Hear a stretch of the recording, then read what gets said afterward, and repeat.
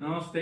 आज चाहिँ म हजुरहरूलाई अब किरा नलागे पनि बुद्धि बङ्गारा खोलिन्छ भनेर सुन्नु भएको छ नि त हजुरले धेरैजनाले। किन खोलिन्छ त भनेर देखाउँदैछु है त। हाम्रो दिदी आउनु भएको छ।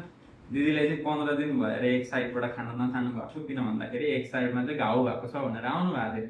अब यसो हेर्दाखेरि चाहिँ यता आउनु त, हेरौँ।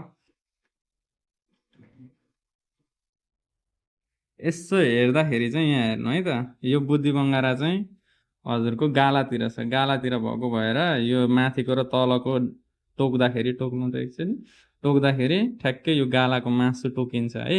यो टोकिने भएको कारणले गर्दाखेरि, टोक्नु त ए आ उहाँलाई घाउ भयो जस्तो अनुभव भयो, अथवा घाउ नै हुन्छ यहाँनिर होइन।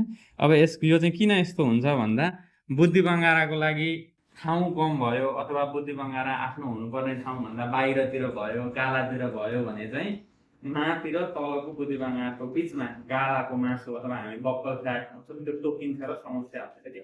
अब यस्तो केसमा पनि किरा नलागे पनि बुद्धि बङ्गारालाई चाहिँ खोल्नै पर्ने हुन्छ है त। धन्यवाद।